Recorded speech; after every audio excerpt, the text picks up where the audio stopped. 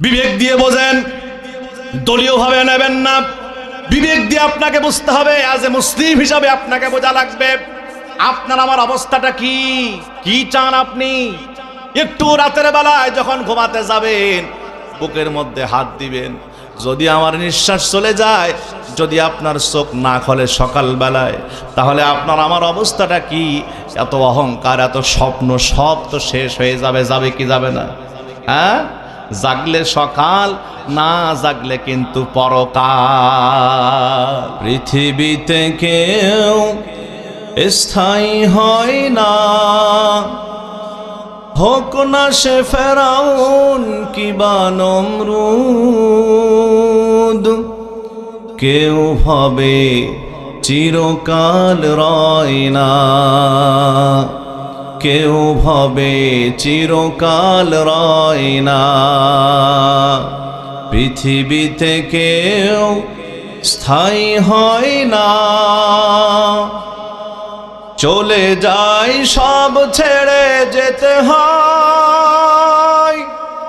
মৃত্যু মানে না কোনো পরিচয়। সব রাজা মহারাজা আর মহাবীর, সব রাজা মহারাজা আর মহাবীর, কাউকে সে অবকাশ দেয় না।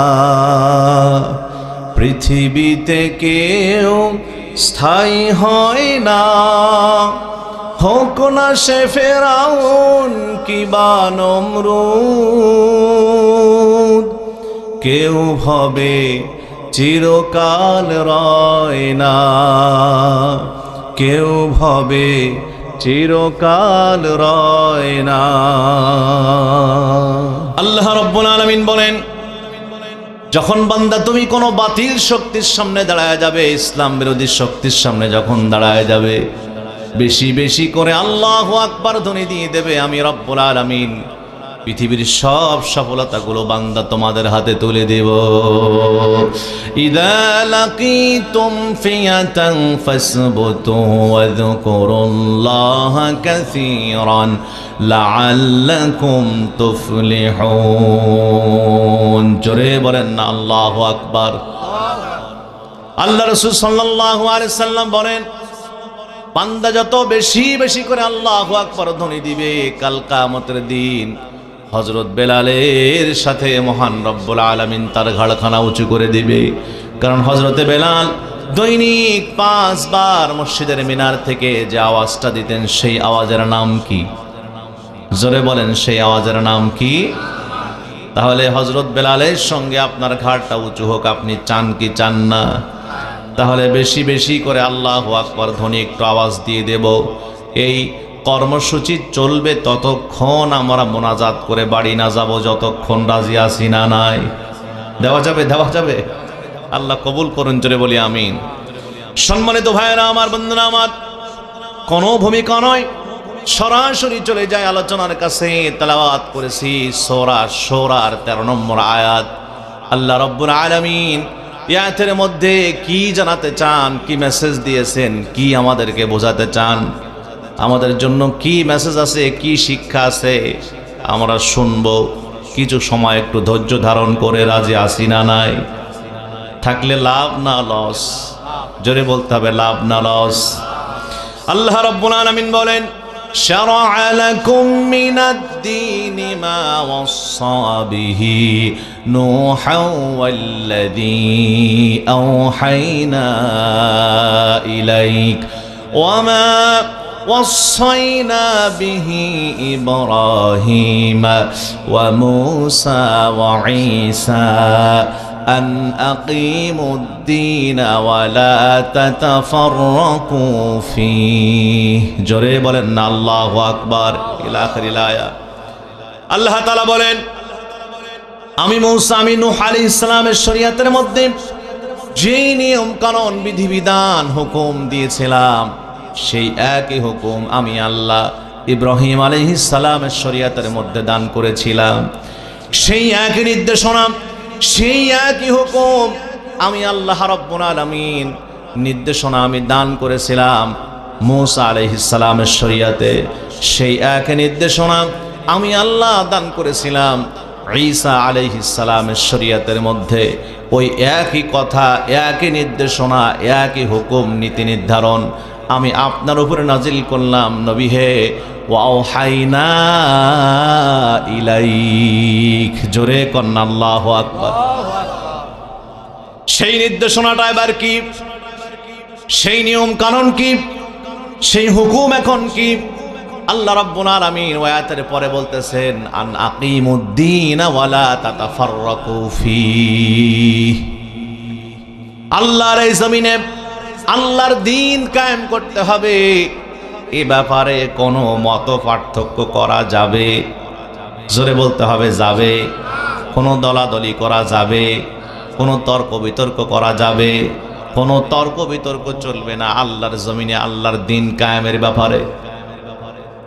মহাগ্রন্থ আল কোরআনুল কারীমের মধ্যে আল্লাহ দ্বীন আল ইসলাম শব্দটা 11 জায়গায় এনেছেন। এদিকে তাকাতে হবে, কেউ কথা বলবেন না। আমাদের কথা বললে আলোচনা এদিক ওদিক হয়ে যাবে। এজন্য মেহেরবানি করে আমি অনুরোধ করব, স্টেজে কেউ উঠবেন না, কেউ নামবেন না। যে একবার নামবেন সে আর উঠবেন না, ঠিক আছে? আমরা অল্প যে কয়জন আছি, সব দিন তো প্যাসেঞ্জার সমান হয় না, হয় ভাই? তারপরেও ড্রাইভারকে তো তার গন্তব্যে বাস স্ট্যান্ডে যাওয়াই লাগবে, লাগবে কিনা? এবছর অক্টোবর থেকে নিয়ে এই পর্যন্ত মাহফিল করছি আমরা। আমি গতকালকে সাতক্ষীরায় ঢুকছি, এর আগে যত জায়গায় মাহফিল করছি এত কম লোকের সামনে ওয়াজ করি নাই ভাই। আমরা শুনি সাতক্ষীরার মানুষ ইসলাম প্রেমিক, তার অবস্থাই এই। সব বাজারে এগের ইসলাম, মানে এরা এত বেশি ইসলাম বুঝছে সাতক্ষীরার মানুষ, আর ইসলামের কথার দরকার নাই, এখন বাজার ঘাট করে খাইলেই শেষ। সাইড টক করবেন না প্লিজ। এবার আসুন সামনে তাই যায় আস্তে আস্তে। সম্মানিত ভাইরা আমার, বন্ধুরা আমার, যুবক ভাইরা আমার, ভালো করে মনোযোগ দেই। আমরা এই 1 ঘন্টার সময় হয়তো বা আপনার আমার জন্য জান্নাতের ফয়সালা হতে পারে। কারণ কাল কিয়ামতের দিন যদি আমাদেরকে হিসাব নেওয়া হয়, যত বড় হুজুর হন না কেন, খেজুর হন না কেন, হিসাব যদি আল্লাহ চায়, খবর আছে না নাই? কথা কন, খবর আছে না নাই? আল্লাহ যদি বলে আব্দুর রহমান, তোমার ওই একটা দিনের আমল আমার খুব ভালো লেগেছে, ওই দিনটার বদৌলতে আমি আল্লাহ তোমাকে মাফ করে দিয়ে আমার সাদের জান্নাত তোমাকে দান করলাম। সম্ভব কি সম্ভব না? আল্লাহ পারে কি পারে না? আল্লাহর ভান্ডারে কোনো কিছু অভাব আছে? জোরে কোন অভাব আছে? কিন্তু হিসাব যদি চাই, একটা দিনের হিসাব আপনার আমার মধ্যে দেওয়ার মতো কোনো সক্ষমতা নাই। যারে বলবে বান্দা দাঁড়া, তার কিন্তু খবর হয়ে যাবে, মনে করতে হবে। এজন্য আল্লাহর কাছে আমরা চাইব সব সময়, রব্বুল আলামিন তুমি আমাদের জীবনের হিসাব ধরো না, নিও না। যদি আমাদের কোনো ভালো কাজ থাকে, সেগুলোর বিনিময়ে তুমি আমাদেরকে পার করে দিও। জোরে বলি সুবহানাল্লাহ, আর জোরে বলি আল্লাহুম্মা আমিন। সম্মানিত বন্ধুরা আমার, মুরব্বীরা আমার, যে কথা বলছিলাম, আল্লাহ রাব্বুল আলামিন কোরআনুল কারীমের মধ্যে দ্বীন আল ইসলাম শব্দটা এনেছেন 11 জায়গায়। একসাথে এনেছেন কয় জায়গায়? কত জায়গায়? আপনারা লেখছেন তাফসিরুল কোরআন মাহফিল। তাফসিরের স্বতঃসিদ্ধ নিয়ম হলো, উসুল হলো, কোরআনের একটা আয়াতের তাফসির হবে কোরআনের অসংখ্য আয়াত দ্বারা। আর তাফসিরুল কোরআন বিল কোরআন, সুবহানাল্লাহ কোন। 2 নম্বর উসুল হলো, সবচেয়ে গ্রহণযোগ্য উসুল 2টা।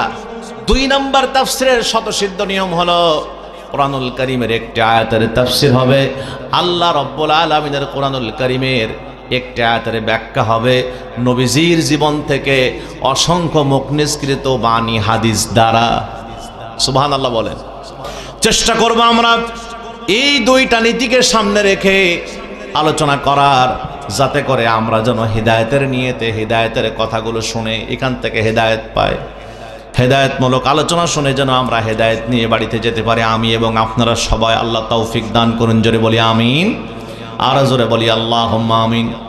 11 জায়গায় আসছে, তার মধ্যে ইসলাম শব্দটা 2 জায়গায় আলাদা আলাদা আসছে, একসঙ্গে আসে নাই। বাকি 9 জায়গায় দ্বীন আল ইসলাম শব্দটা এসেছে। আমার বন্ধুরা, ভালো করে বুঝতে হবে। এবার বলুন তো দেখি আপনারা মাথা খাটায়া, নামাজ পড়া যেমন ফরজ, হজ করা যেমন টাকা হলে ফরজ, যাকাত যেমন টাকা হলে দিতে হবে ফরজ, একটু আওয়াজ তুলে মাথা খাটিয়ে বলেন তো দেখি, আল্লাহর জমিনে আল্লাহর দিন কায়েমের কাজ করাটা, জমিন যার, আইন চলবে তার, আল্লাহর কোরআনের আইন বাস্তবায়নের কাজ করাটা ফরজ ওয়াজিব। বলেন আরো জোরে বলেন, এই জমিন কার? তাহলে আল্লাহর জমিনে আইন চলবে কার? চলছে কার? আল্লাহর আইন আছে বাংলাদেশে? কথা বলেন, আছে? তাহলে চলছে কাদের আইন? ব্রিটিশদের তৈরি করা আইন, কাফেরদের তৈরি করা আইন, ডক্টর কামালের আইন, মানব রচিত আইন মানা, বলুন তো দেখি জায়েজ না না জায়েজ? হ্যাঁ, মানুষের আইন মানলে আল্লাহর সঙ্গে শিরিক করা হয়ে যায়। মানুষ কোন সময় মানুষের আইন মানতে পারে না, কারণ আল্লাহ কোরআনে অর্ডার করছে, বান্দারে তুমি আইন মানবে যার, তিনি হলো তোমার সৃষ্টিকর্তা মহান আল্লাহ। আল্লাহু আকবার কোন। এখন যদি আপনি মানুষের আইন মানেন, ওই মানুষ সৃষ্টি করছে কে? আরো জোরে কোন, আল্লাহ। তাহলে মানুষের কথা, মানুষের আইনকে আপনি আল্লাহর আইনের সমকক্ষ নিয়ে চলে গেলেন, মানে শিরিক হলো কি হলো না? বুঝতে হবে ভালো করে, গভীর কথা কিছু কিছু থাকবে। প্রিয় ভাইরা আমার, বন্ধুরা আমার, তাহলে বোঝা গেল আল্লাহর জমিনে আল্লাহর দিন কায়েমের কাজটা করা হলো ফরজ। কাজটা করা কি? এখন বলেন তো কেমন ফরজ? হ্যাঁ, কেমন ফরজ? ফরজ আইন, আবশ্যকীয় ফরজ। গ্রামগঞ্জের ভাষায়, গ্রামের মানুষের ভাষায়, লোকাল এরিয়ার ভাষায়, আল্লাহর জমিনে আল্লাহর দিন কায়েমের কাজটা হলো সব ফরজের বড় ফরজ। সুবহানাল্লাহ বলেন, আরো জোরে বলেন না সুবহানাল্লাহ। এখন কথা হলো, আপনি কোরআন কিভাবে মানতে চান? আপনি কি মনে করতেছেন নামাজ পড়লাম, রোজা রাখলাম, সামনে রমজান মাস, টাকা হয়েছে হজ করলাম 2-10 বার 5 বার, এরপরে টাকা হয়েছে যাকাত দিলাম, টাকা পয়সা আছে পিতামাতার খেদমত করলাম, এগুলো দিয়েই তো আল্লাহর জান্নাতে যাওয়া যায়? আল্লাহর জমিনে আল্লাহর দিন কায়েম হোক আর না হোক আমার কি আসে যায়? অনেকে আছেন মসজিদে নামাজ পড়তেছেন, আর নামাজের পর সুবহানাল্লাহ 33 বার, আলহামদুলিল্লাহ 33 বার, আল্লাহু আকবার 34 বার পড়তেছেন, আর মনে মনে চিন্তা করে আমারে জান্নাতে না দিয়ে আল্লাহ দেয় কারে? এগুলো আছে না নাই? একটু আওয়াজ দিতে হবে, আছে না নাই? হ্যাঁ, যদি বলা হয় আল্লাহর জমিনে আল্লাহর দিন কায়েমের কাজে আসো, অংশগ্রহণ করো, বলে হুজুর আমি রাজি আছি কিন্তু আমার সময় নাই, আপনারা করেন, মানে বোঝায় ভাবটা এমন, যারা একটু বোঝে, এলেম কালাম আছে, এই হুজুরদের মনে হয় দায়িত্ব আল্লাহর জমিনে আল্লাহর দিন কায়েমের কাজ। আর সাধারণ মানুষ যারা, এরা খাবে, শুধু ঘুমাবে, আর বিয়ে শাদী করবে, বাচ্চা কাচ্চা জন্মাবে, আর সেগুলো লেখাপড়া করাবে, তাদের পিছনে অর্থের পাহাড় তৈরি করবে, আর কবরে চলে যাবে। নামাজ রোজা হজ করলাম, এই তো শেষ, আল্লাহর জান্নাত না দিয়ে দেয় কারে আমারে? আমার ভাইয়ের, আমার বন্ধুরা, এবার ভালো করে বোঝেন, আল্লাহ রাব্বুল আলামিন কোরআনুল কারীমের মধ্যে নামাজ ফরজ করার জন্য আল্লাহ বয়ান করেছেন কোরআনুল কারীমে 82 থেকে 83 জায়গায়। কতবার বলেছেন আল্লাহ কোরআনে? নামাজের কথা কতবার আসছে? 83 বার আসছে। 82-83 বার নামাজের কথা আল্লাহ কোরআনে বলেছেন। বলুন তো নামাজ এবার ফরজ। আল্লাহ রাব্বুল আলামিন রোজার ব্যাপারে কোরআনে অত বলে নাই, 2 বার বলেছেন কোরআনে, তাতেই রোজা ফরজ, ঠিক কিনা? আল্লাহ হজের কথা 1 বার বলেছেন, তাতেই হজ ফরজ।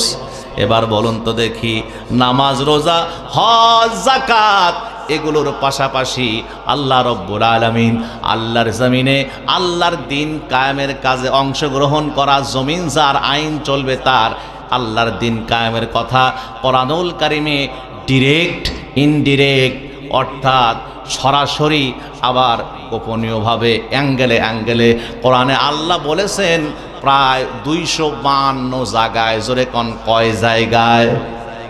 জোরে বলেন কয় জায়গায়? 252 জায়গায় রব্বুল আলামিন বলেন। তাহলে এখন কথা হলো, আল্লাহ একবার বললে যেটা ফরজ হয়ে যায় আপনার আমার করা লাগবে, সেটা না করলে পরকালে জবাবদিহি আছে না নাই? জোরে কন, জোরে কন, জোরে কন, জোরে কন, আছে না নাই? হ্যাঁ, তাই যদি হয়, এখন কথা হলো আল্লাহ যে ব্যাপারে 252 বার বললেন বান্দারে আন আকিমুদ্দিন, আল্লাহর জমিনে আল্লাহর দিন কায়েমের কাজ করো, বলুন তো দেখি এটা মানা লাগবে কি লাগবে না? এটা বাদ দিয়ে আপনি মনে করেন আমি জান্নাত পাবো? হ্যাঁ, তাহলে এবার আল্লাহর কোরআন থেকে বক্তব্য নেন।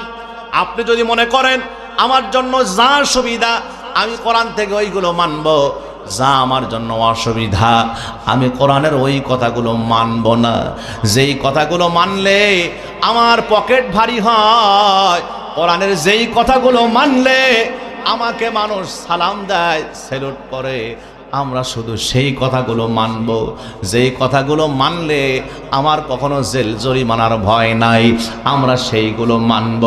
আমার ভাইরা, আমার বন্ধুরা, ভালো করে বুঝতে হবে, বোঝার চেষ্টা করতে হবে। আর যেই কথাগুলো মানলে আপনার জেলে যাওয়ার সম্ভাবনা আছে, আপনার হাত ভেঙে দেওয়ার সম্ভাবনা আছে, আপনার জীবন চলেও যেতে পারে, তাহলে সেই কথাগুলো মানা যাবে না, এরকম নাকি? ভুল করে গাইনি তো গান লা ইলাহা ইল্লাল্লাহ, ঘুম ঘরে বাড়াই নিয়ে পথে পায়, জেনেছি পথের বাকি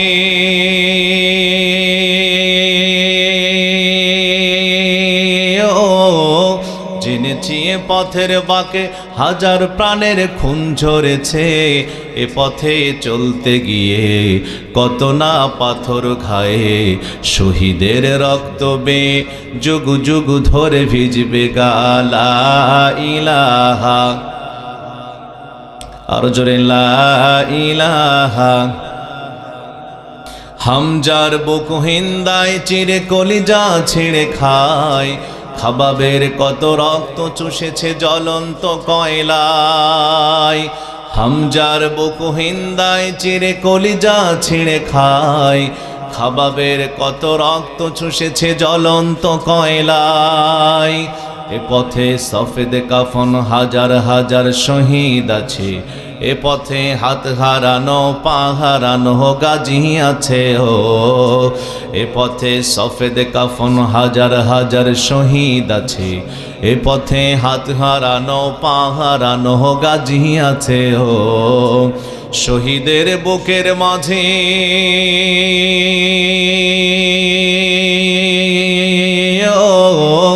শহীদের বুকের মাঝে দেখ না গলির ফুল ফুটেছে, শহীদের বুকের মাঝে দেখ বুলেটের ফুল ফুটেছে, আধার ওই কারার মাঝে ইমানি দীপ্তি নাচে, গোলামির জিঞ্জির জানি মুক্তির মুখে টিকবে না, ভুল করে গাইনি তো গান লা ইলাহা ইল্লাল্লাহ, লা ইলাহা।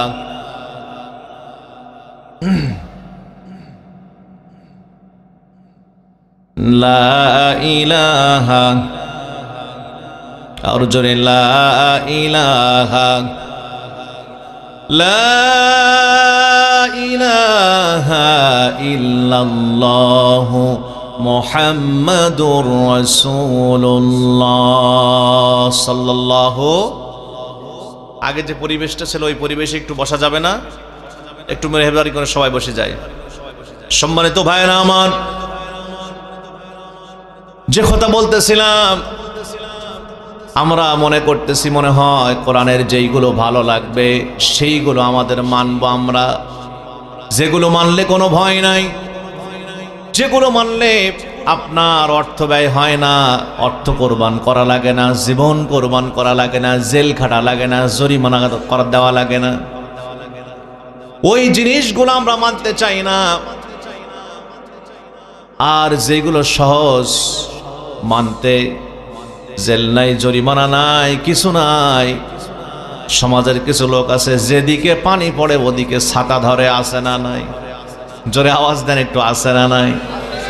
আপনি মনে করেন কি এভাবে ইসলাম মেনে আমি জান্নাত পাবো? পাওয়া সম্ভব? কিন্তু না, অনেকেই মনে করতেছেন এভাবে ইসলাম মেনে নিশ্চিত আমি জান্নাত পাবো, জান্নাতে যে কাঁঠাল খাবো। এখন তারা গোফের মধ্যে অলরেডি সরিষার তেল মালিশ করতেছে কাঁঠাল খাবে বলে। আছে না নাই এরকম লোক? হ্যাঁ, আছে না নাই? শুধু ঈমান আর আমল নিয়ে পড়ে আছে, আর কোনো কিছুর খবরও নাই। এরকম লোক আছে না নাই? জোরে বলতে হবে, আছে না নাই? কিন্তু গোটা ইসলাম, গোটা কোরআন বিসমিল্লাহর বা থেকে নিয়ে মিনাল জিন্নাতি ওয়ান নাসের সিন পর্যন্ত, বাস গোটা কোরআন যদি আপনি আমি না মানি, তাহলে বলুন তো দেখি, আপনি আমি অর্ধেক ইসলাম মেনে, অর্ধেক কোরআন মেনে, কিছু কিছু মেনে, সুবিধা মতো মেনে আল্লাহর জান্নাত পাওয়া যাবে আশা করতে পারি? জোরে করতে হবে, জোরে বলেন, আশা করতে পারি? পারেন। আল্লাহ রাব্বুল আলামিন বলেন, আফাতুমিনুনা বিবা'দিল কিতাবি ওয়া তাকফুরুনা বিবা'দ। এই কোরআনের কিছু মানবে আর কিছু মানবে না, তা হবে না, তা হবে না, তা হবে না। পরিপূর্ণ ইসলাম তোমাকে মানতে হবে, পরিপূর্ণ কোরআন তোমাকে মানতে হবে আল্লাহর জান্নাত পেতে হলে। জোরে বলেন সুবহানাল্লাহ।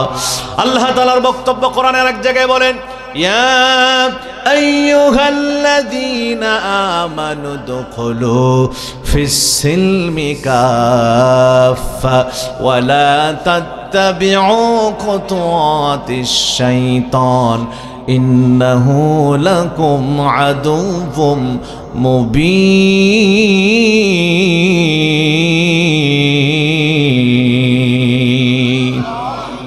আর জোরে কোন আল্লাহু আকবার। আল্লাহ রাব্বুল আলামিন বলেন, ও ঈমানদারেরা, তোমরা কি করো? পরিপূর্ণভাবে ইসলামের মধ্যে দাখিল হও।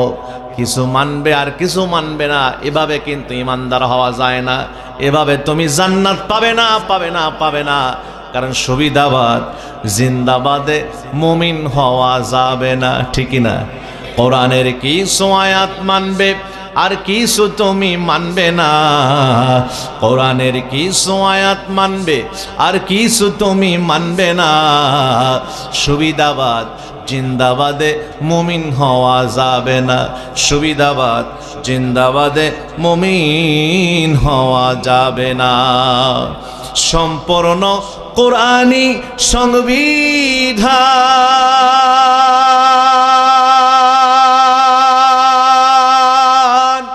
যার আংশিক না মানিলে হবে কি তার মান রে? হবে কি তার মান?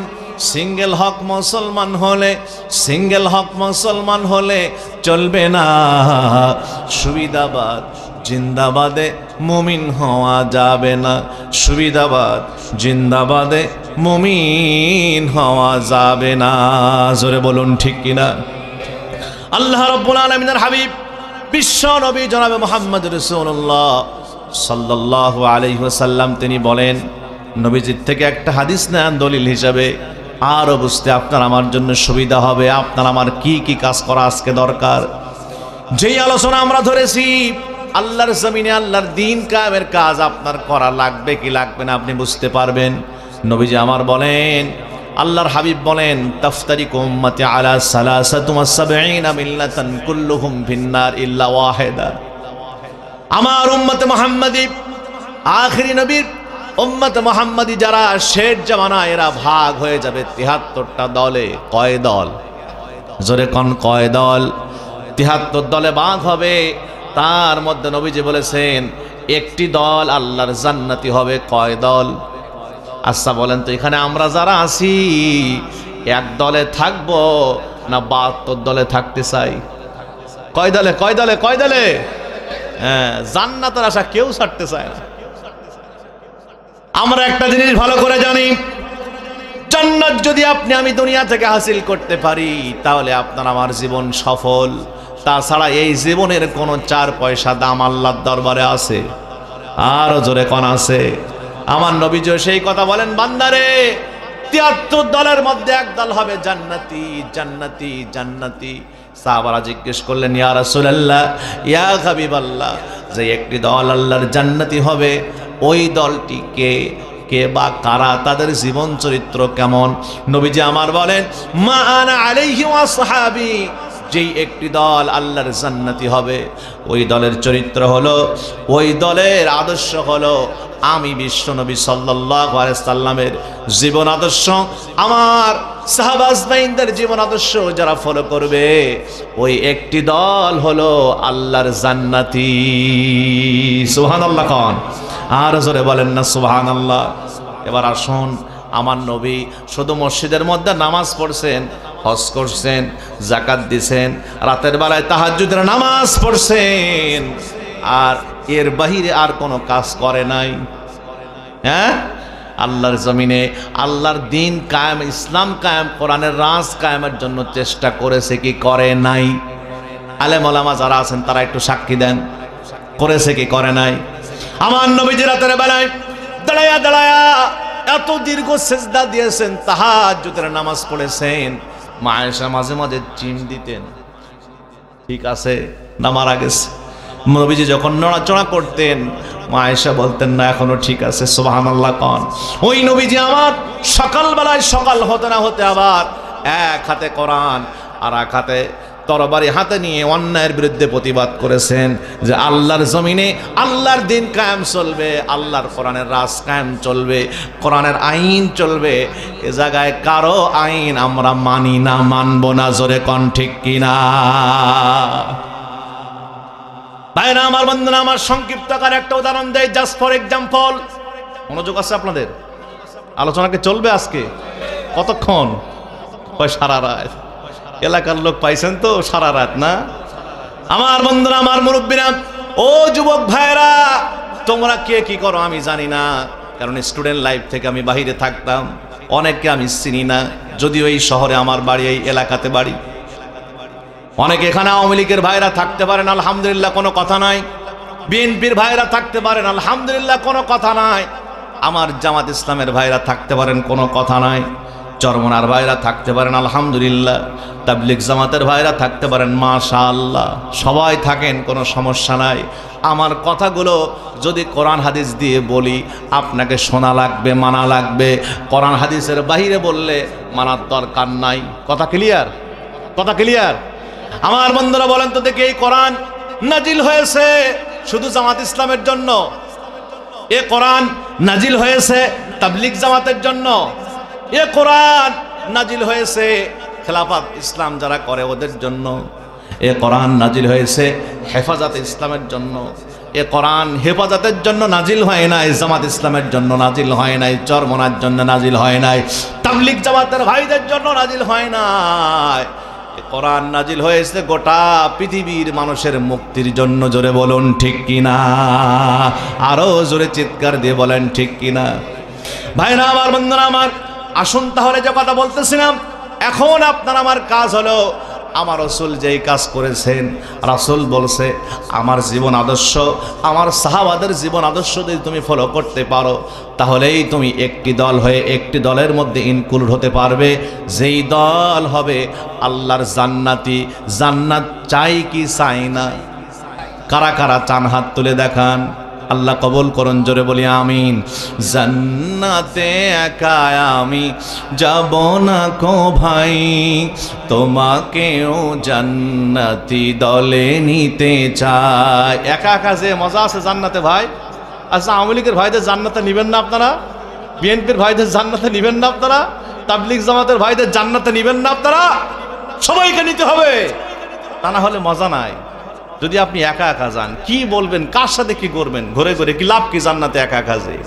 জান্নাতে আমি একা যাব না কো ভাই, তোমাকেও জান্নাতি দলে নিতে চাই। মারহাবা কোন? আরো জোরে বলেন মারহাবা। তাহলে এখন আপনাকে আমাকে যেই কাজ করতে হবে, রাসূল যেমনি ভাবে যেই কাজ করেছে, গোটা জিন্দেগিতে নবীজি যেভাবে চলেছে, 63 বছরের জিন্দেগি আপনি আমি যদি ফলো করতে পারি, তাহলেই আল্লাহর জান্নাত। তাছাড়া জান্নাত পাওয়া যাবে? কিছু মানবা কিছু মানবা না, এই দিয়ে তুমি ইমানদার হতে পারবা না, জান্নাত পাবা না। কারণটা ভালো করে নেন। একটা এক্সাম্পল দেয়, উদাহরণ দেয়। আমাদের বাংলাদেশে একটি দল আছে, তাদেরকে আমরা ভালো করে চিনি, নাম হলো কাদিয়ানি। বলেন দলের নাম কি? এবার বলেন তো দেখি, সবাই মিলে ফতোয়া দেন, এরা মুমিন না কাফের? কি কিসের জন্য কাফের? কারণ কোরআনুল কারীমের মধ্যে ওরা সূরা আহজাবের 40 নম্বর আয়াতের মধ্যে যে কথা আছে, খাতামান নবীন, আল্লাহ পাক বলেন, আল্লাহ রাব্বুল আলামিন সুন্দর করে জানাছেন, আল্লাহ পাক বলেন, লাকাদ কানা লাকুম ফি রাসূলিল্লাহি উসওয়াতুন হাসানা মা কানা মুহাম্মাদুন আবা আহাদিম মির রিজালিকুম ওয়ালাকিন রাসূলুল্লাহি ওয়া খাতামান নাবিয়্যিন। আর জোরে কোন আল্লাহু আকবার। সূরা আহজাব আয়াত নাম্বার 40, আল্লাহ পাক বলেন, ওয়া খাতামান নাবিয়্যিন, আমি আমার নবীকে শেষ নবী করে পাঠাইছি। কাদিয়ানি যারা, ওরা আজকে কাফের হওয়ার কারণ হলো একটা, ওরা আমার নবী মুহাম্মদ রাসূলুল্লাহ সাল্লাল্লাহু আলাইহি সাল্লামকে শেষ নবী মানে না। ওরা বলে গোলাম আহমদ কাদিয়ানি হলো আমাদের শেষ নবী। আরো আসতে কন নাউজুবিল্লাহ। এবার আপনারা সবাই মিলে ফতোয়া দেন, বলেন যদি কেউ আমার নবীকে রাসূলকে শেষ নবী না মানে, ওর ঈমান আছে না গেছে? ঈমান যদি চলে যায়, ও কি জান্নাত লাভ করতে পারবে? জান্নাতে ঈমানদার ছাড়া ঢুকতে পারবে? আরো জোরে কোন পারবে? এবার আমরা যারা এখানে আছি, আমাদের ঈমানের অবস্থাটা কি? আমাদের এবারের ডিসিবলটা কেমন? ঈমানের পাওয়ার কেমন? একটুখানি ঝালাইয়ে দেখার দরকার আছে না নাই? নাড়াচাড়া দেওয়ার দরকার আছে না নাই? আছে কিনা? আছে কিনা? আছে কিনা? আল্লাহ রাব্বুল আলামিন কোরআনুল কারীমের মধ্যে বলেন, আলা লাহুল খালকু ওয়াল আম, সৃষ্টি যার, আইন চলবে তার, জমিন আল্লাহর। একটু আগে বললাম, আন আকিমুদ্দিন ওয়ালা তাতাফাররাকু ফি, আল্লাহর জমিনে আল্লাহর দিন কায়েম করতে হবে। দিনের প্রায় 18টার মতো অর্থ আছে, 4-5টি অর্থ আজকের বলবো। সময় আমাদেরকে যেহেতু ইশারার ওয়াক্ত পার করে দিয়েছে, তাহাজ্জুদের টাইম চলতেছে এখন, বিস্তারিত যাব না, অল্প কথায় আয়াতের ব্যাখ্যা আমি বোঝাই দিয়ে বিদায় নেব ইনশাআল্লাহ। এবার বলেন তো দেখি, আল্লাহর জমিনে আল্লাহ বলতেছে আলা লাহুল খালকু ওয়াল আম, সৃষ্টি যার, আইন চলবে তার। আজ পর্যন্ত বাংলাদেশ স্বাধীন হয়েছে 53 বছর, আল্লাহর কোরআনের একটা আইন মুসলমান হিসাবে আমরা বাস্তবায়ন করতে পেরেছি। পারছেন? এবার বলুন তো দেখি, এই 53 বছর স্বাধীন হওয়ার পর, আইয়ুব সরকার চলে যাওয়ার পরে যখন দেশের সরকার গঠন হলো, স্বাধীন থেকে নিয়ে এই পর্যন্ত 55 বছর 54 বছর দেশ স্বাধীন হয়েছে। এই স্বাধীনতার 55 বছরে যারাই ক্ষমতায় ছিল, এরা মুসলমান না, সনাতন ধর্মী লোক। কথা বলতে হবে আমার সাথে, হ্যাঁ? আমার যারাই ক্ষমতায় ছিল, আওয়ামী লীগের লোক বলেন, বিএনপির লোক বলেন, জাতীয় পার্টির লোক বলেন, যারা ইতিপূর্বে ক্ষমতায় ছিল, সবাই তো মুসলমানের সন্তান। অথচ আল্লাহ পাক কোরআনুল কারীমের বলতে বলতেছে আলা লাহুল খালকু ওয়াল আম, সৃষ্টি যার, আইন চলবে তার। ও মুসলমান, আল্লাহ তোমাকে কোরআনে নির্দেশ দিয়েছে জমিনে আল্লাহর আইন কায়েম করতে হবে। 53-55 বছর চলে গেল এই জমিনটা, আজকে তোমরা শাসন করলে মুসলমানেরা কোরআনের একটা আইনও এই জমিনে বাস্তবায়ন করতে পারো নাই। তাহলে 4টা অক্ষর অস্বীকার করলে, খ আলিফ তা মিম, যদি তারা কাফের হয়, আলা লাহুল খালকু ওয়াল আম, এর মধ্যে অক্ষর আছে 15টা, একটা আইন বাস্তবায়ন করতে পারলাম না, তার মানে এই আয়াতটা আমরা আজও পর্যন্ত মানতে পারলাম না। তাহলে কাদিয়ানি যদি বড় কাফের ছোট কাফের হয়, একটা শব্দ লফজ অস্বীকার করে, 4টা অক্ষর অস্বীকার করে, আমরা 15টা অক্ষর অস্বীকার করে ছোট কাফের থাকি কেমনে? আমরা তো একজন বড় কাফের। জোরে বলুন ঠিক কিনা আমার কথা? হ্যাঁ, বিবেক দিয়ে বোঝেন, দলীয় ভাবে নেবেন না।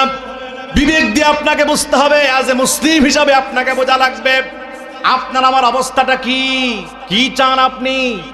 একটু রাতের বেলায় যখন ঘুমাতে যাবেন, বুকের মধ্যে হাত দিবেন, যদি আমার নিঃশ্বাস চলে যায়, যদি আপনার চোখ না খোলে সকালবেলায়, তাহলে আপনার আমার অবস্থাটা কি? এত অহংকার, এত স্বপ্ন সব তো শেষ হয়ে যাবে। যাবে কি যাবে না? হ্যাঁ, জাগলে সকাল, না জাগলে কিন্তু পরকাল। সম্মানিত বন্ধুরা আমার, তাহলে এখন কি করতে হবে? নবীরা, আম্বিয়া আলাইহিমুস সালামেরা, সাহাবা আজমাইনরা, তাবে তাবিনরা, মুমিন মুমিনাত, সালেহিন সালেহাত, শহীদিন, তারা যে কাজটা করেছে, আপনাকে আমাকে ওই কাজ করা লাগবে আল্লাহর জান্নাতি হতে হলে। সেটা হলো কোরআনুল কারীমে যত যা কথা আছে, নির্দেশনা আছে, সব বিষয়গুলো আপনাকে আমাকে মানতে হবে। আল্লাহ পাক নির্দেশ দিচ্ছেন, আন আকিমুদ্দিন ওয়ালা তাতাফাররাকু ফি, তোমাদের উপরে দিন কায়েমের কাজ হলো ফরজ, এই কাজ তোমাদেরকে করা লাগবে আল্লাহর জান্নাতি পেতে হলে, আল্লাহর জান্নাতে যেতে হলে। আসুন এবার আকিমু, আল্লাহ বলতেছে কায়েম করো। কি করো? ধরে বলেন, আরো ধরে কন, মুখস্থ করেন ওয়াজ। কায়েম করো। যখন কায়েম হয়ে যায় সেটাকে বলা হয় মুকিম। সেটাকে কি বলা হয়? জোরে বলেন, জোরে বলেন।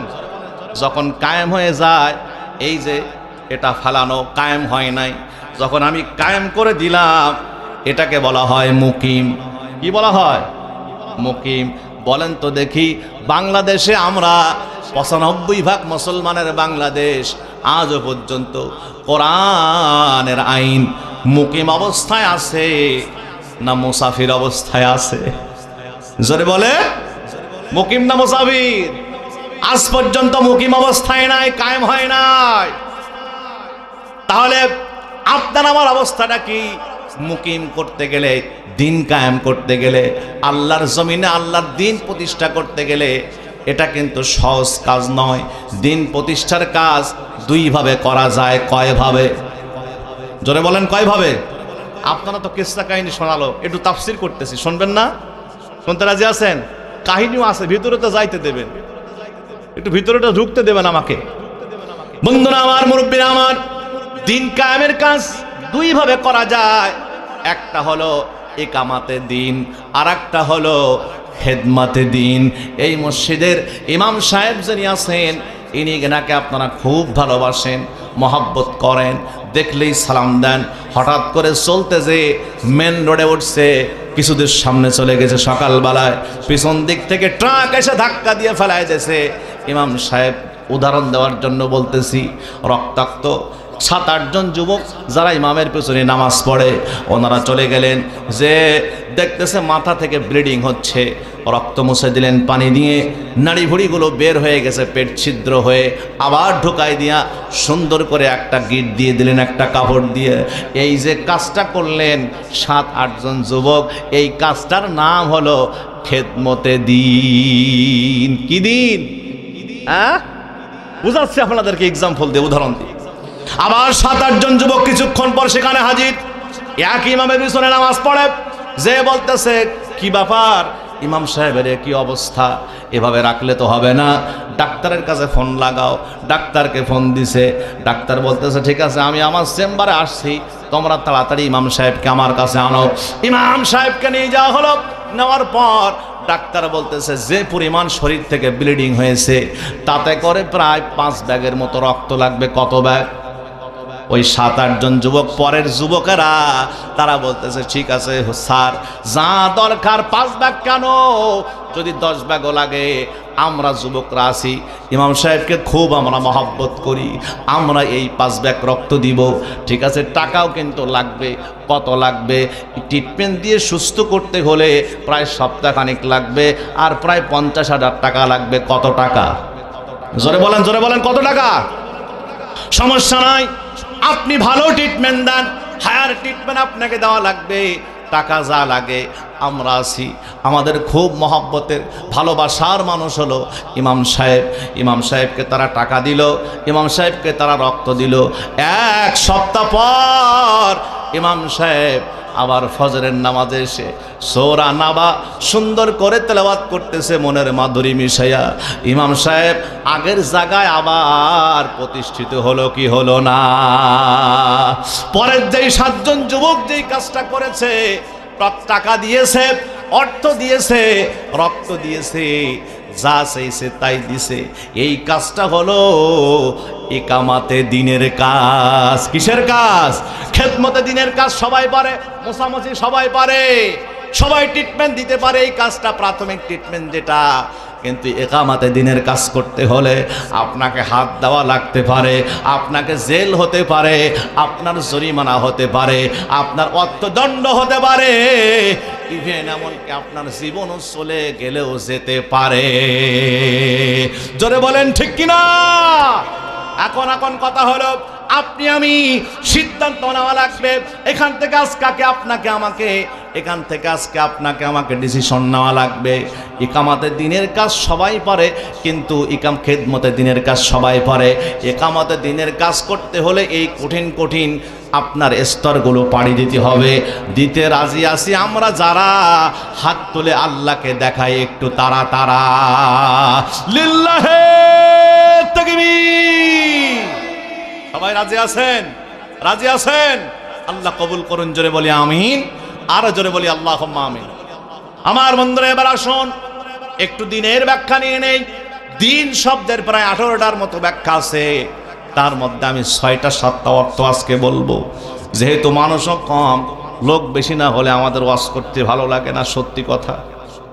সাতক্ষীরার ভাষায় বলতেছি, লোক যেহেতু কম, আর যেহেতু সামনে যারা বসা আছেন অল্প শিক্ষিত মানুষ, যদি বেশি শিক্ষিত হতো ওয়াজের সিস্টেম হলো আরো আরেক সেন্টেন্স, আরো অন্য কায়দায় চলে যেতাম।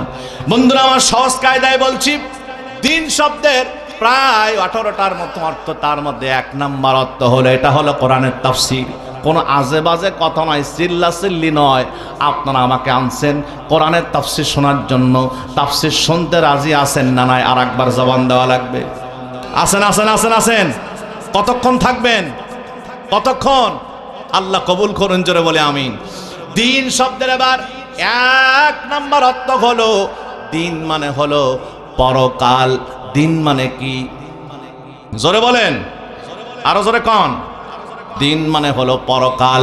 আল্লাহ রাব্বুল আলামিন কোরআনুল কারীমে আরেক জায়গায় বলেন মালিক ইয়াউমিদ্দিন। সূরা ফাতিহার মধ্যে রব্বুল আলামিন বলছেন, এখানে দিন শব্দ আছে না নাই? এই দিন মানে হলো পরকালকে বোঝানো হয়েছে। বিচার দিনের মালিক কে? আমার আল্লাহ পাক আরেক জায়গায় বলেন দিন মানে হলো ধর্ম। আল্লাহ পাক বলতেছেন কোরআনুল কারীমের মধ্যে, লা ইকরাহা ফিদ্দিন। এখানে দিন আছে না নাই? অর্থাৎ ধর্মের মধ্যে কোনো বাড়াবাড়ি নাই। এখানে দিন মানে ধর্মকে বোঝানো হয়েছে। সুবহানাল্লাহ। কোন আল্লাহ রাব্বুল আলামিন আরেক জায়গায় বলেন, হুয়াল্লাযী আরসালা রাসূলাহু বিল হুদা ওয়া দীনিল হক লিইয়ুযহিরাহু আলাদ-দীনি কুল্লিহি ওয়ালাউ কারিহাল মুশরিকুন ওয়ালাউ কারিহাল কাফিরুন ওয়া কাফা বিল্লাহি শাহীদা। জোরে কন্না আল্লাহু আকবার। আমি আমার রাসূলকে দুনিয়ায় প্রেরণ করেছি, টার্গেট হলো একটা, আমার ইচ্ছা হলো একটা, সেটা হলো দুনিয়ায় যত ধর্ম আছে, ইহুদিদের ধর্ম আছে না নাই?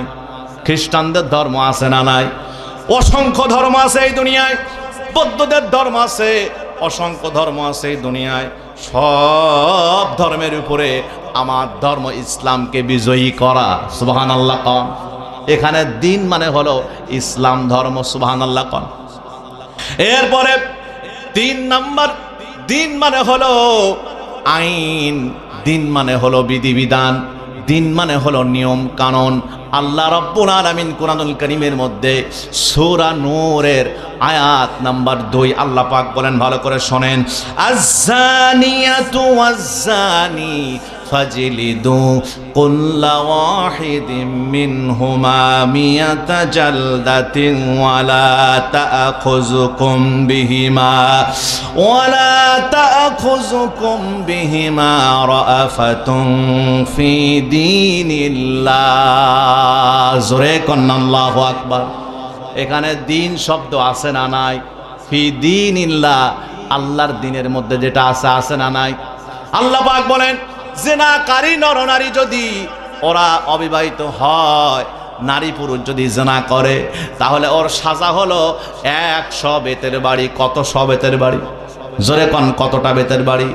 এটা হলো আল্লাহর দ্বীনের মধ্যে আছে, অর্থাৎ আল্লাহর আইন এবং কানুনের মধ্যে আছে এই কথাটা। এই কথাগুলো কার? জোরে কোন কার? এই আইনটা করেছেন যিনি, তিনি কে? আল্লাহ। আল্লাহ তো আইন করেছেন, ওয়ালা তাআখুযুকুম বিহিমা রাআফাতুন। তোমরা এই আইন কার্যকর করতে যে তোমাদের অন্তরের মধ্যে যেন কোনো মায়া না লাগে, কোনো দরদ না লাগে। এই আয়াতের মধ্যে যে দিনের কথা বলা হয়েছে, এই দিন মানে হলো আইন এবং কানুন। জোরে কোন সুবহানাল্লাহ। এরপরে ভালো করে বোঝেন, 4 নাম্বার দিন শব্দের অর্থ হলো, দিন মানে হলো তাওহীদ। 5 নাম্বার দিন মানে হলো আনুগত্য করা। ক্বালান নবী সাল্লাল্লাহু আলাইহি ওয়াসাল্লাম আমানতু বিল্লাহি সুম্মাস্তাকিম। তোমরা আমার দিনের উপরে, আল্লাহর দিনের উপরে ঈমান আনো, এরপরে ওটার উপরে ইস্তেকামাত থাকো। সুবহানাল্লাহ। 6 নাম্বার চলে আসলাম। 6 নাম্বার দিন মানে হলো চলার পদ্ধতি। দিন মানে কি? চলার পদ্ধতি। প্রত্যেকটা জমিনে যত মাখলুকাত আছে সবার জীবন চলার পদ্ধতি আলাদা আলাদা, আছে না নাই? জোরে কোন, জোরে কোন, জোরে কোন, আছে না নাই? গরুর জীবন চলার পদ্ধতি হলো, গরু একজন মানুষের আন্ডারে থাকবে, আর আন্ডারে থাকার পরে মাঝে মাঝে দুধ দিবে। দুধ দেওয়ার শেষ হয়ে গেলে ওই গরুটা আপনারা কি ফেলে দেন? কি করেন? ওড়ারে জবাই করেন। এরপরে গরুর কাজ হলো বান্দা বান্দিরে গোশত খাওয়ানো, গোশত দেওয়া। এটা হলো গরুর ধর্ম, এটা হলো গরুর জীবন চলার পদ্ধতি। জোরে বলেন ঠিক কিনা? এর বাইরে যাওয়ার সুযোগ আছে? জোরে কোন সুযোগ আছে? মাছের কাজ কি? পানির মধ্যে থাকবে, পানির মধ্যে জীবন বাঁচবে। পানির উপরে যদি মাছকে নিয়ে আসেন আপনি, ও মাছ বাঁচবে। জোরে বলেন বাঁচবে। এটা হলো মাছের জীবন চলার পদ্ধতি। এবার আল্লাহ রাব্বুল আলামিন বলতেছেন, দিন মানে হলো, দিন শব্দের আর একটা অর্থ হলো, 7 নম্বর অর্থ হলো জীবন বিধান, লাইফ প্রেসক্রিপশন। অর্থাৎ বান্দারে, তোমার এই দুনিয়ায় জন্ম থেকে নিয়া মৃত্যু পর্যন্ত তোমার যা যা দরকার, যে যে আইন কানুন দরকার, যা যা চাওয়া পাওয়া, সব এই দিন অর্থাৎ ইসলামের মধ্যে, কোরআনের মধ্যে আছে না না? তোরে বলতে হবে আছে না নাই? ডাক্তারের কাছে আপনি গেলেন, আর একটা এক্সাম্পল দেয়, উদাহরণ দেই, তাহলে বুঝতে আরো সুবিধা হবে। ডাক্তারের কাছে যাওয়ার পর আপনার একদিন মাথা ঘুরতেছে, ঝিমঝিম ভাব। ডাক্তারের কাছে যাওয়ার পর ডাক্তার আপনার প্রেশার পরীক্ষা করলো। প্রেশার পরীক্ষা করে বলতেছে আপনার প্রেশার হাই হয়ে গেছে। কিছুক্ষণ পর হাতের মধ্যে একটা সুচ ঢুকাই দেয়, দিয়ে 1 ফোঁটা রক্ত বের করে মেশিনের মধ্যে ঢোকায়। বলতেছে আপনার ডায়াবেটিস হয়ে গেছে 15। কত পার্সেন্ট? কত কত কত কত পয়েন্ট? 15 পয়েন্ট আপনার ডায়াবেটিস। এখন কি করা লাগবে? ও চাচা, যদি আপনি সুস্থভাবে বাঁচতে চান, 3টা ঔষধ আপনার এখন প্রেসক্রিপশন করে দিলাম। কয়টা ঔষধ? প্রথম দিলাম আপনাকে প্রেশার হাই থেকে নরমালে আনার জন্য 1টা। 2 নাম্বার যেটা দিলাম সেটা হলো তোমার ডায়াবেটিস নিয়ন্ত্রণে আনার জন্য 1টা। সাথে সাথে গ্যাসের ট্যাবলেট আছে না নাই? জোরে কোন না কেন, আছে না নাই? গ্যাসের ট্যাবলেট আর একটা দিছে। এখন আপনি, ডাক্তার আপনাকে সুন্দর করে বুঝাইছে টেনশন করার দরকার নাই, খাওয়া দাওয়া নিয়ন্ত্রণ করবেন, ঘুম ঠিক মতন পড়বেন, আর বেশি টেনশন করবেন না। টেনশন করলে কিন্তু আপনার প্রেশার হাই হওয়ার সম্ভাবনা আছে। এবার আপনি ডাক্তারের কাছে গেলেই স্বাভাবিক মানুষ একটু সুস্থ হয়ে যায়। ডাক্তার যখন রেজাল্ট দেয়, সান্ত্বনা দেয়, অলরেডি অর্ধেক রোগী সুস্থ হয়ে যায়। এবার কি করলেন? বাড়িতে আসলেন, আসার পর 3টা ওষুধের মধ্যে 1টা নয় 2টা খেলেন, কিন্তু হাই প্রেশারেরটা আপনি খেলেন না। 1 সপ্তাহ পর আবার মাথা টাল হওয়ার সম্ভাবনা আছে না নাই? কথা কন না কেন? আছে না নাই? আমার ভাইরা, আমার বন্ধুরা, আল্লাহ রাব্বুল আলামিন এই কোরআন দিয়েছে বান্দা বান্দিরা রে। গোটা জিন্দেগি তোমার 70 বছর, 80 বছর, 90 বছর তুমি যে হায়াত পাবে, তোমার সন্তানদের সঙ্গে কি আচরণ করবে, সন্তানদের জমির ভাগাভাগি কেমন হবে, আমার আব্দুল্লাহ ভাই ভালো জানে। তাহলে কিনা মাঝে মাঝে সমস্যায় পড়লে আব্দুল্লাহ ভাই শরণাপন্ন আমি হই। আমার বন্ধুরা, এখন কথা হলো আব্দুল্লাহ ভাইও মাঝে মাঝে কোরআনের কথা আমার সঙ্গে বলে যে ছেলে হলে 2 ভাগ, মেয়ে হলে 1 ভাগ। কোরআনে আছে না নাই? কথা কন ভাই। এখন কথা হলো আপনার ছেলে মেয়ের ভাগ কোনটা হবে কোরআন আপনাকে শিখায় দিছে। আপনার বইয়ের ভাগ কি হবে কোরআনে আছে না নাই? সেও আপনারা শিখায় দেয়। আপনার ছেলে মেয়ের সঙ্গে আপনি কেমন আচরণ করবেন সেও আপনাকে কোরআন শিখায় দেয়। মসজিদে আপনি কয় ওয়াক্ত আসবেন সেও কোরআন আপনারে শিখায় দেয়। আপনি আজান শুনলে কিভাবে ঘরে থাকবেন না ঘর থেকে বের হয়ে আসবেন সেটাও কোরআন আপনারে শিখায় দেয়। বিয়ে শাদীর আগে শারীরিক সম্পর্ক করবেন কি করবেন না সে কথাও কোরআন আপনারে শিখায় দেয়। বিয়ের পর স্বামী স্ত্রী 2 জায়গায় থাকবেন না, 1 বিছানায় থাকবেন সেও কোরআন আপনারে শিখায় দেয়। এক কথায় আপনি ঘুষ খাবেন কি খাবেন না সে কথা কোরআন আপনারে শিখায়। আপনি চুরি করবেন কি করবেন না সে কথাও কোরআন আপনারে শিখায়। এখন কথা হলো সব তো শিখতে পারলাম, সব জানলাম, এবার বলেন তো সব যা যা দরকার সব কথা আল্লাহ কোরআনে আছে না নাই? আল্লাহ বলতেছে আমি বান্দা তোমার, ও বান্দিরা তোমার জীবনে যা যা দরকার সব আমি আল্লাহ প্রেসক্রিপশন করে কোরআনের মধ্যে দিয়েছি। এখন কিছু মানলেন কিছু মানলেন না, আবার অসুস্থ হওয়ার সম্ভাবনা যেমন আছে আর তেমনিভাবে জান্নাত যে আপনি পাবেন না এই বিষয়ে কোনো টেনশন, এই বিষয়ে সিদ্ধান্ত গ্রহণ করতে আর কোনো সমস্যা আছে, বুঝতে আর কোনো সমস্যা আছে? হ্যাঁ, সব মানলে আপনি জান্নাত, অল্প মানলে যেমন আপনি 2টা ওষুধ খেলে যেমন আপনি সুস্থ হতে পারবেন না পরিপূর্ণ, তেমনি আল্লাহর কোরআনের সব হুকুম আহকাম না মানলে আপনি আল্লাহর জান্নাত কোনোদিন পাবেন না।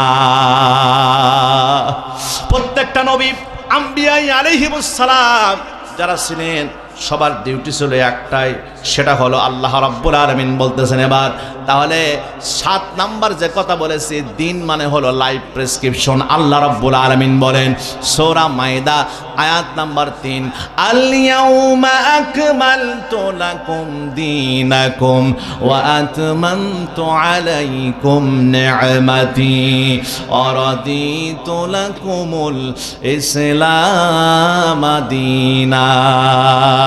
জোরে কন্না আল্লাহু আকবার। আল্লাহ রাব্বুল আলামিন বললেন বান্দা বান্দিরা শোনো, আমি তোমাদের জন্য আমার দিন, আমার ইসলাম, আমার কোরআনকে আজকে পরিপূর্ণ দান করে দিলাম। যা যা দরকার সব এখানে আছে।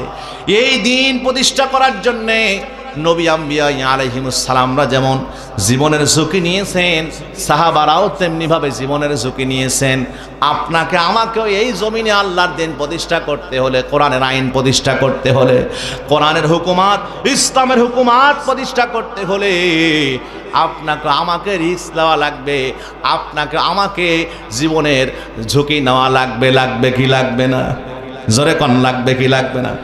একজন সাহাবীর কথা বলি এবার ভালো করে শোনেন। হাদিস শরীফের মধ্যে এসেছে, সাহাবীর নাম হলো হযরতে আব্দুল্লাহ যুলবাজাদাইন। নাম কি? জোরে কোন, জোরে কোন, জোরে কোন। আব্দুল্লাহ যুলবাজাদাইন।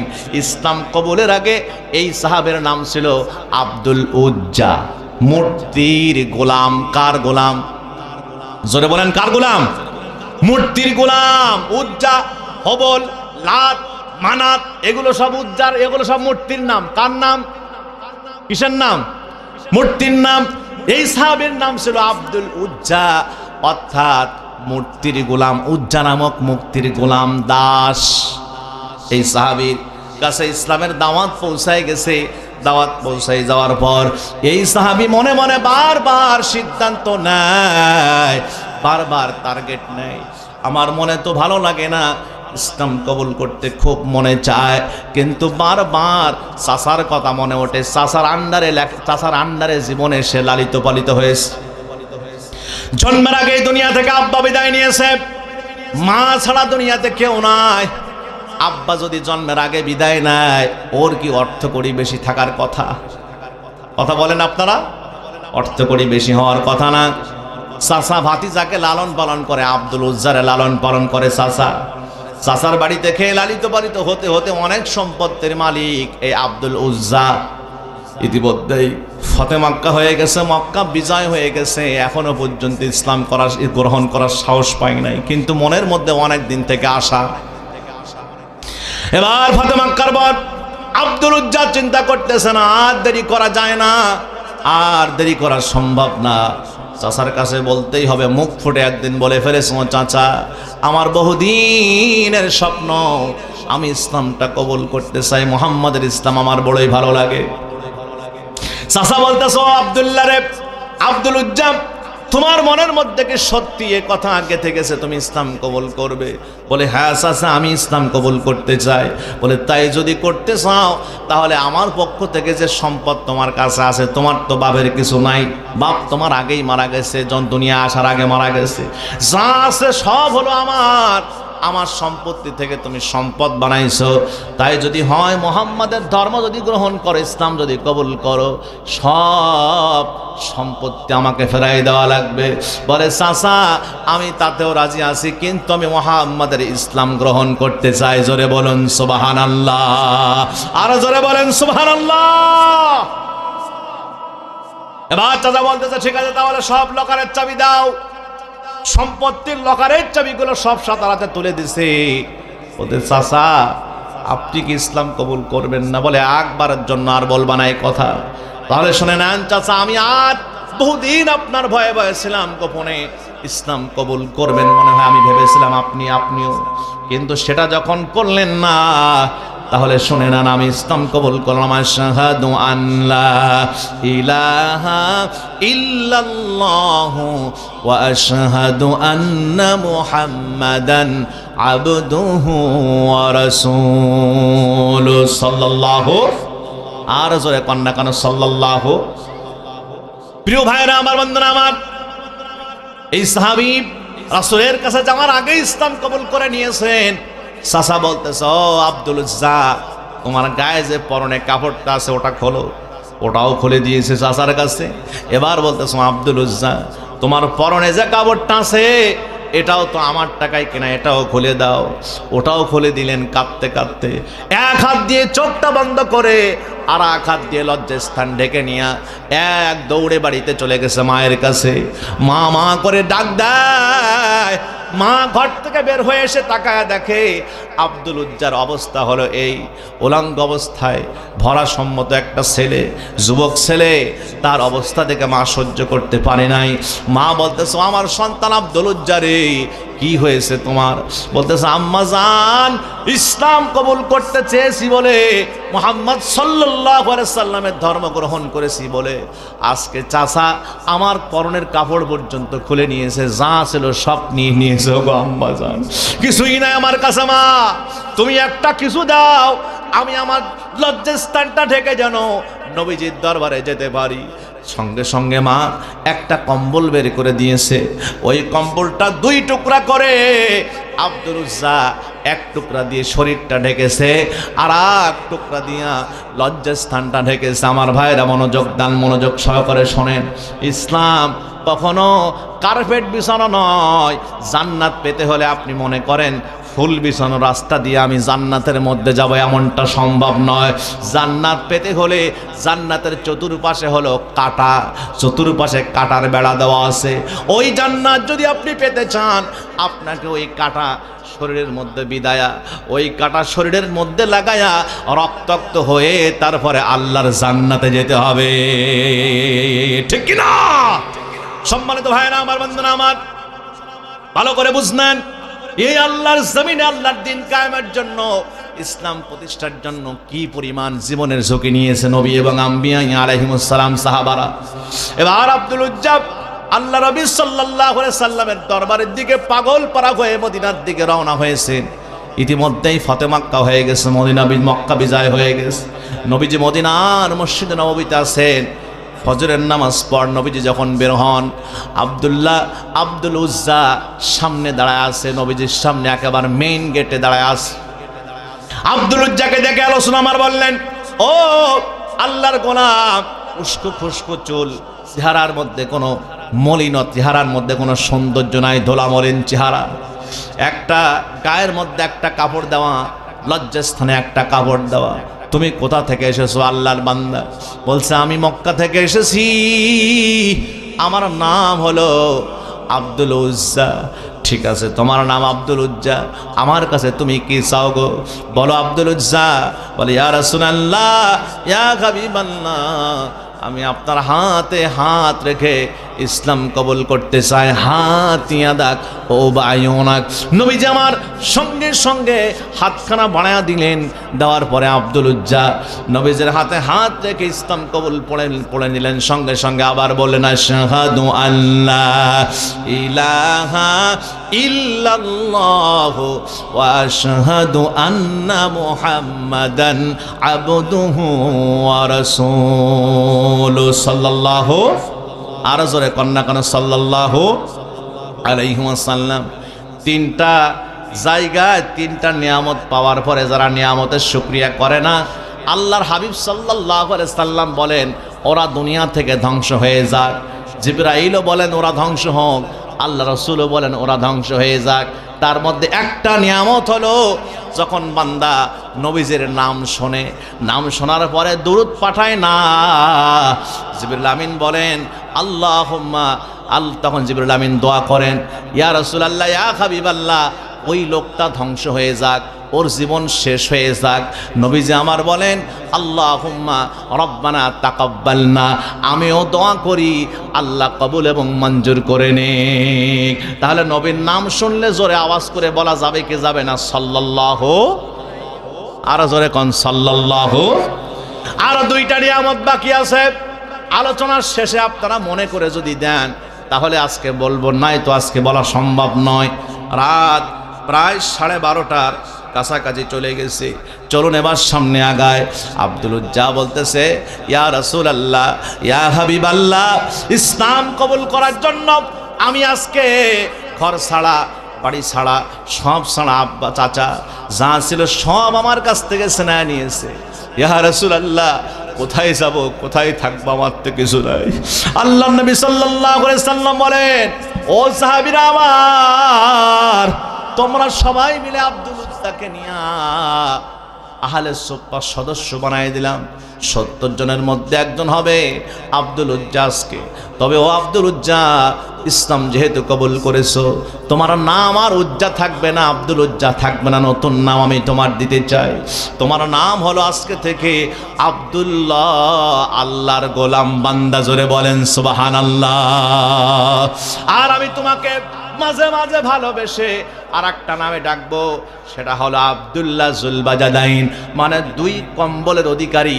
কম্বল শব্দের হচ্ছে জুলবাজাদা, জুলবাদ মানে কম্বল, জুলবাজাদাইন অর্থাৎ দুইটা কম্বল, মাঝখান থেকে একটা কম্বল তিনি টুকরা করেছিলেন বলে রাসূল তাকে জুলবাজাদাইন উপাধিতে ডাকতেন। জোরে কোন সুবহানাল্লাহ, আর জোরে বলেন সুবহানাল্লাহ। আব্দুল্লাহ অনেকের নাম আছে, এজন্য আমি তোমাকে আব্দুল্লাহ জুলবাজাদাইন বলে ডাকবো। ও সাহাবেরা, তোমরা আব্দুল্লাহ জুলবাজাদাইনকে, ও যেহেতু কোরআন পড়তে পারে না, তারে তোমরা কোরআন পড়া শিখাবা। আব্দুল্লাহ জুলবাজাদাইন মসজিদে নববীর বারান্দায় থাকতেন, যেখানে হযরতে বেলালও থাকতেন। আল্লাহু আকবার কোন, জোরে বলেন না আল্লাহু আকবার। আমার ভাইয়েরা, আমার বন্ধুরা, সবার টার্গেট ছিল আল্লাহর জান্নাত কিভাবে পাওয়া যায়, আল্লাহর জান্নাত কি কি কাজ করলে পাওয়া যায়। অথচ আজকে আমাদের টার্গেট আল্লাহর জান্নাত নয়, আমাদের টার্গেট হলো আমাদের ক্ষমতা দরকার। ক্ষমতার মধ্যে আমরা আজকে সফলতা খুঁজে চাচ্ছি, খুঁজে পাচ্ছি। জোরে বলুন ঠিক কিনা? আমাদের টার্গেট থাকার দরকার ছিল আল্লাহর জমিন থেকে আল্লাহর জান্নাত কিভাবে হাসিল করা যায়। সাহাবারা যেমন চেষ্টা করেছে, আল্লাহর জান্নাত কোথায়, আল্লাহর জান্নাত কোথায়, সুবহানাল্লাহ কর। অথচ আমরা আজকে জান্নাত চাই না। আমরা দেশের মানুষ, সমাজের মানুষ অধিকাংশই আমরা চাচ্ছি কি, আমার ক্ষমতা দরকার, আমার শেয়ার দরকার। দেখবেন আগে যারা চলে গেছে তারা শেয়ার করতে করতে জীবন শেষ। যত মানুষ সামনে আসে সব মারো, তারপর আমার শেয়ার যেন ঠিক থাকে। জোরে বলেন ঠিক কিনা? এই নীতি তাদের ছিল কি ছিল না? এই ছিল কি ছিল না? কারণ তাদের চিন্তা ভাবনা আমরা শেয়ারে থাকতে পারলেই সফল, কিন্তু আসলে শেয়ারের মধ্যে কোনো সফলতা নাই, শেয়ারের মধ্যে কোনো সফলতা নাই। তাই যদি হতো, এই পৃথিবীর মধ্যে সবচেয়ে ক্ষমতা আল্লাহ যাকে দান করেছিল তার নাম হচ্ছে ফিরআউন।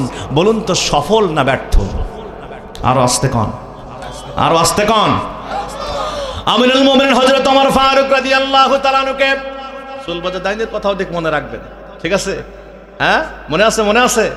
আমিরুল মুমিনিন হযরত ওমর ফারুক রাদিয়াল্লাহু তাআলা আনহুকে সাহাবারা একবার জিজ্ঞেস করেন, ওগো আমিরুল মুমিনিন, আপনি একটু আমাদেরকে সফলতার ব্যাখ্যাটা একটু শোনায় দেন, আমরা কি করলে, কোন কাজটা করলে সফল হব?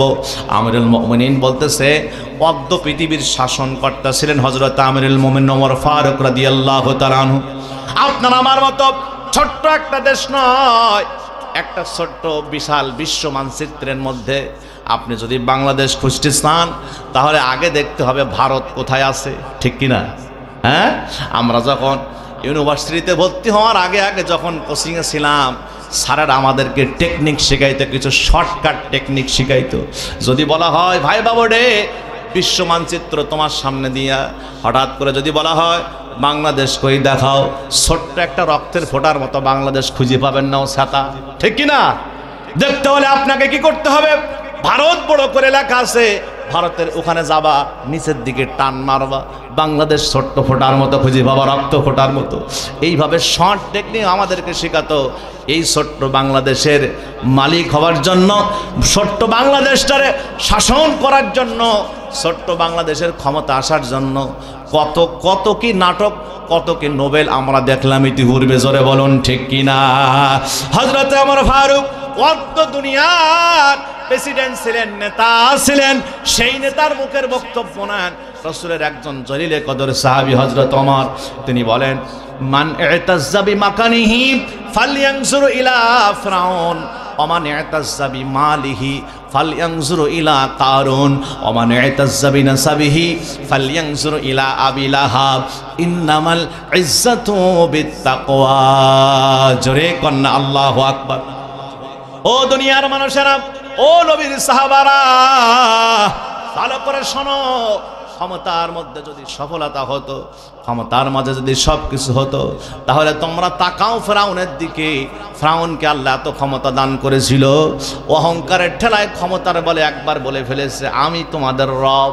নাউজুবিল্লাহ কোন। এবার বলেন তো, ওই ফিরআউনের লাশ যদি সাতক্ষীরার এই যে তালতলা এলাকায় আনা হয়, কিংবা গভর্নমেন্ট বয়সে যদি আনা হয়, মাঠে যদি আনা হয়, আপনাদেরকে যদি বলা হয় ওই শুটকি ফিরআউন এখানে আনা হয়েছে মিশরের মিউজিয়ামে যেটা আছে, ওরে দেখে ও যুবক ভাইরা তোমরা কি স্যালুট দিবা না থুতু দিবা? কি দিবা? হ্যাঁ, কি দিবা? অনেকে বলে থুতু মারবো, কেউ বলে জুতু মারবো। তাহলে এই যদি হয়, যার এত ক্ষমতা, এত পাওয়ার, পাওয়ারের ঠেলায় আল্লাহ দাবি করেছে, রব দাবি করেছে নিজে, এর মধ্যে কোনো সফলতা নাই, ক্ষমতার মধ্যে কোনো সফলতা নাই। আমার ভাইয়েরা, দুনিয়ায় অনেকে আছে টাকা টাকা, গাড়ি বাড়ি, সম্পদ, আরো চাই, আরো চাই, আরো চাই, আরো লাগবে, আরো লাগবে করে পাগল হয়ে যায়। বছর বছর জমির দলিল না করতে পারলে ওর ভালো লাগে না, আছে না নাই? কথা কন না কেন? আমার ভাইয়েরা, আমার বন্ধুরা, হযরত ওমর বলেন, মান ইতাজ্জা বিমালিহি ফালয়ানজুরু ইলা ফিরআউন ইলা কারুন। তাই যদি হয়, ক্ষমতার মধ্যে তোমরা যারা সফলতা খুঁজতেছো, সম্পত্তির মধ্যে তোমরা যারা সফলতা খুঁজতেছো, তাহলে তাকাও ওই লোকের দিকে যার নাম হলো কারুন। আল্লাহকে এত সম্পদ কারুনকে দান করেছিল। তাফসীর ইবনে কাসিরের বর্ণনায় আসতেছে, কারুনের সম্পত্তির লকারের চাবি বহন করার জন্য ৭০টা উট লাগতো। কয়টা উট? জোরে কন। এবার বলুন তো, ওই কারুন আর কারুনের সম্পদকে রব্বুল আলামিন জমিনের তলায় গেড়ে দিয়েছেন। বলুন তো, জমিনের তলায় যেতেই থাকবে, যেতেই থাকবে, যেতেই থাকবে, কিয়ামত পর্যন্ত যাবে। তাফসীর ইবনে কাসিরে এসেছে। তাহলে কারুনের সম্পদ, এত বড় সম্পদশালী হওয়ার পরও ওর জীবন সফল না ব্যর্থ? কথা বলেন। সফল হলো তোমরা, তোমাদের মধ্যে যার অন্তরে আল্লাহর ভয় আছে, তাকওয়া আছে। ইন্নামাল ইজ্জাতু বিত্তাকওয়া। তাকওয়াটা কি জিনিস? এবার এক কথায় তাকওয়ার ব্যাখ্যা নেন। আল্লাহ পাক যা কোরআনে নির্দেশনা দিয়েছেন ওগুলো মানা, ওগুলো মানা কার ভয়ে? জোরে বলেন কার ভয়ে? আর আল্লাহ কোরআনে যা নিষেধ করে দিয়েছেন ওগুলো মানতে হবে, বিরত থাকতে হবে ওগুলো থেকে। কার ভয়ে? এটার নাম হচ্ছে তাকওয়া। জোরে কন্যা সুবহানাল্লাহ।